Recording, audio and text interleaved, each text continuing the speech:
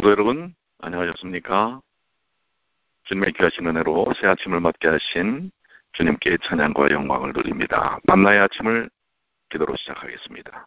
하늘에 계신 아버지 하나님, 오늘 이 아침 저희에게 귀한 생명을 허락해 주시고 호흡하며 주님을 찬양케 하여 주시니 주님 감사합니다. 오늘도 주님과 주님의 인도하심 속에서 사는 주님의 귀한 자녀들로 인도하여 주시옵소서.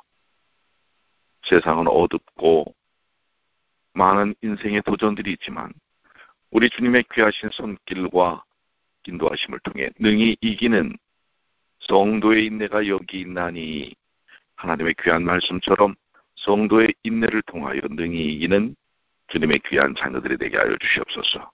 오늘도 귀한 말씀 들려주실 줄 믿고 감사드리며 예수님의 이름으로 기도드리옵나이다.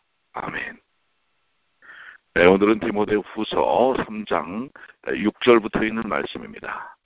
디모데후서 3장 6절부터 있는 말씀을 보겠습니다.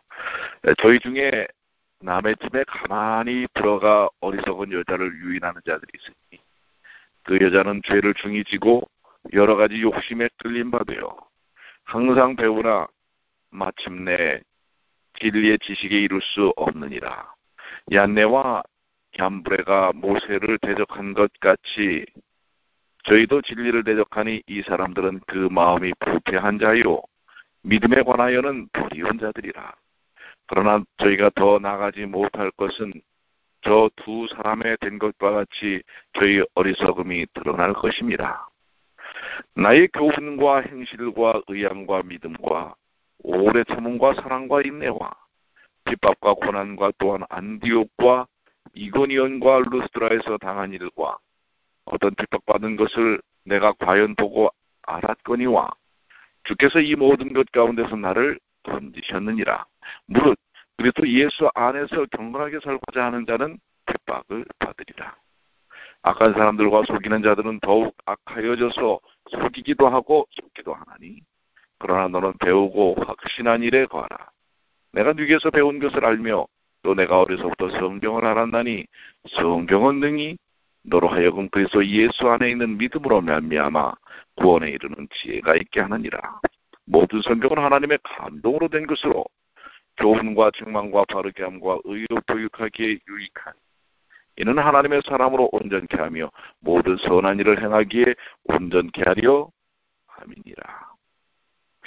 예, 디모데후서 3장 우리 6절부터 17절까지 있는 말씀을 보았습니다. 자, 조금 양이 많기 때문에 속히 말씀을 한번 살펴보도록 하겠습니다. 자, 6절부터 7절 있는 말씀, 저희 중에 남의 집에 가만히 들어가 어리석은 여자를 유인하는 자들이 있으니, 자, 여기 불경건하고 악한 자들 중에는 남의 집에 가만히 들어가 어리석은 여인들을 유인하는 이들이 있다고 하는 것입니다. 그 여자들은 죄를 중히 진 자들이라고 그랬는데요. 그들의 죄는 누적된 무거운 짐이었습니다. 또 그 여자들은 여러 가지 욕심에 끌림받은 자들입니다. 죄악된 행위는 죄악된 욕심에서 비롯됩니다. 사람이 죄를 짓지 않으려면 그 마음부터 정결해야 합니다. 그래서 언제나 항상 배우나 결코 진리의 지식에 이룰 수 없는 그런 상태에 있는 이들이 있습니다. 마음이 정결하지 않으면 배워도 그 삶에 적용되지 않는 것입니다. 하나님의 진리는 죄를 버리고 죄 씻음을 받으라는 교훈이므로 회개가 없이는 아무도 진리의 지식에 이룰 수 없고 죄사함과 영생에 도달될 수가 없다고 하는 것입니다. 그렇기 때문에 사람은 회개하고 예수 그리스도를 믿을 때 죄사함과 영생을 얻을 수 있는 것입니다. 또 이런 죄악 가운데 있는 사람들을 유혹하고 선동하는 이들이 있다고 하는 것입니다. 그렇기 때문에 항상 하나님의 말씀 속에 온전히 쓰는 일들이 필요하다고 하는 것이죠. 8절로 9절에 얀네와 얀브레가 모세를 대적한 것 같이 저희도 진리를 대적하니 라고 이야기하고 있습니다. 얀네와 얀브레는 출애굽 당시 모세를 대적했던 인물로 알려집니다. 바울은 어리석은 여자들을 유인했던 자들도 그들과 비슷하다고 말하면서 저들을 세 가지로 묘사하고 있습니다. 첫째로 저들은 진리를 대적하는 자들입니다. 그들은 바울이 전한 하나님의 진리, 곧 사람이 믿고 구원을 받아야 할 진리를 대적한다는 사실입니다. 모세 때도 있었고 사도 바울 시절에도 있었던 죄악에 사로잡혀 사람들을 유혹하는 이들이 첫째는 진리를 바르게 받아들이지 않는 사람이라는 것이고요. 둘째는 그들 마음이 부패한 자들이라고 하는 것입니다. 사람의 부패는 그 생각의 부패에서 시작됩니다. 생각의 변화가 없이는 참된 회개도 믿음도 없습니다. 따라서 사람이 구원을 받으려면 생각의 변화가 참으로 중요합니다. 그런데 참 쉽지 않은 것이 생각의 변화지요. 그래서 이 생각의 변화가 지속적으로 이루어지기 위해서는 새로운 영적 에너지가 공급되지 않으면 안 되는 것입니다. 그래서 말씀을 살피고 묵상하는 일들이 필요하지요. 셋째로 그들은 믿음에 관하여 버리운 자들이라고 하는 것입니다. 예수 그리스도를 믿는 믿음은 모든 사람의 것이 아닙니다. 하나님께서 구속의 경륜을 통하여 이 땅에 주신 것입니다. 그러므로 인생에 있어서 이 구속의 경륜 예수 그리스도를 믿는 것은 가장 큰 행복이요, 우리에게 영원한 생명을 보장하는 단 유일한 한 가지의 길이요 방법이라고 하는 것입니다. 그런데 악한 이들은 이와 같은 진리를 대적하고 생각이 부패하고 믿음이 없는 자들이라고 하는 것입니다. 결국 그들은 그들의 그 어리석음을 마침내 사람들에게 드러낼 수밖에 없게 된다고 하는 것입니다. 우리가 신앙생활을 하면서도 마찬가지입니다. 신앙의 본질이 무엇인가? 그것은 그리스도를 향한 믿음입니다. 그 어떤 것보다도 그것을 우선할 수 없다고 하는 것입니다. 우리가 교회 안에서의 신앙생활도 마찬가지지요. 여러 가지 다양한 신앙 활동들이 있지만 가장 중요한 것은 그리스도를 믿는 믿음입니다. 그리스도 중심적인 삶입니다. 우리가 섬기는 교회, 아니 우리 자체를 하나님은 교회라고 이야기합니다.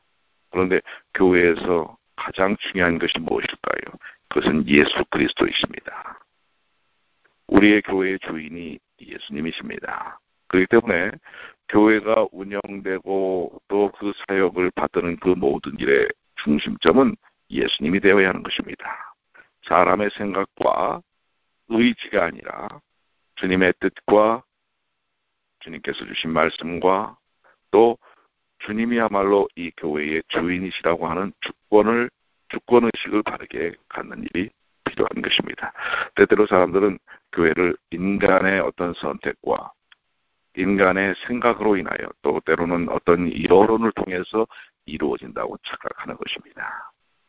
교회의 주인은 주님이십니다. 10절과 11절입니다. 나의 교훈과 행실과 의향과 믿음과 오래 참음과 사랑과 인내와 핍박과 고난에 또한 안디옥과 이고니온과 르스드라에서 당한 일과 어떠한 핍박받는 것을 내가 과연 보고 알았거니와 주께서 이 모든 것 가운데서 나를 건지셨느니라. 여기 나의 교훈은 바울이 전한 말씀을 가리킵니다.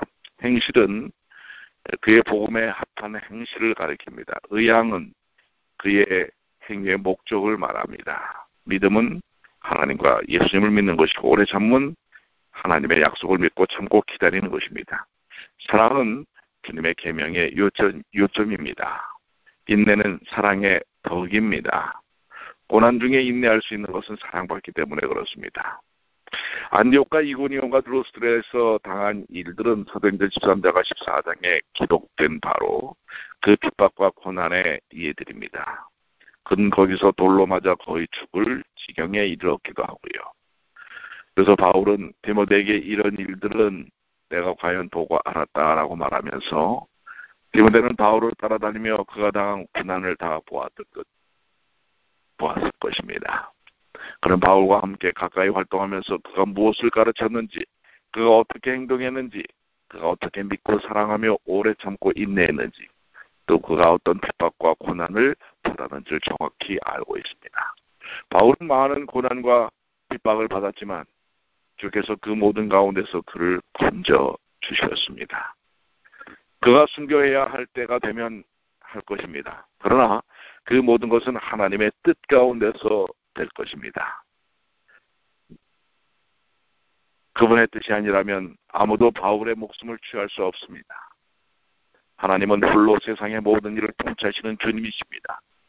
그분은 무슨 일이든지 하실 수 있는 분입니다. 그분은 바울을 많은 핍박과 고난과 죽음의 위협 가운데서 건져 주셨습니다. 그리고 거기에는 하나님의 섭리와 뜻이 있는 것입니다. 때때로 우리는 우리가 생각하는 계획과 방법대로 우리의 삶에 뭔가가 드러나지 않으면 상당한 큰 부담을 갖습니다. 그리고 신앙의 흔들림이 있습니다.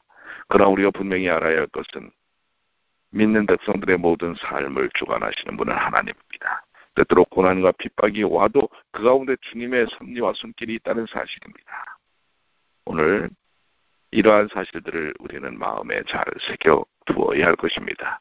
그래서 믿음을 통하여 믿음의 삶을 살면서도 때로는 세상적으로 볼 때 귀한 축복도, 또 인간적으로 볼 때 고통의 핍박도 거기에는 하나님의 섭리와 뜻이 있다는 사실을 우리는 기억해야 할 것입니다. 12절, 무릇 그리스도 예수 안에서 경건하게 살고자 하는 자는 핍박을 받으리라. 자, 바울 자신이 핍박과 고난의 길을 걸었던 것처럼 진실한 성도들도 그러한 길을 걸을 수 있다고 하는 사실을 이야기합니다. 그렇습니다. 기독교 역사상 이것은 사실이었습니다. 믿음을 통해서 믿음의 생활을 할 때 하나님의 백성들이 핍박과 고난을 받는 것을 볼 수가 있습니다. 그것은 당연한 것일 수 있습니다. 왜냐하면 이 세상이 죄악 세상이기 때문에 사단은 계속 호시탐탐 믿는 백성들을 흔들고 쓰러뜨리려고 하기 때문에 그렇습니다. 그러나 우린 그 고난과 핍박을 이겨낼 수 있는 것은 우리에게 더 큰 구원의 은혜를 베푸신 하나님의 사랑 속에 살기 때문에 그 모든 것을 능히 이겨낼 수가 있는 것입니다.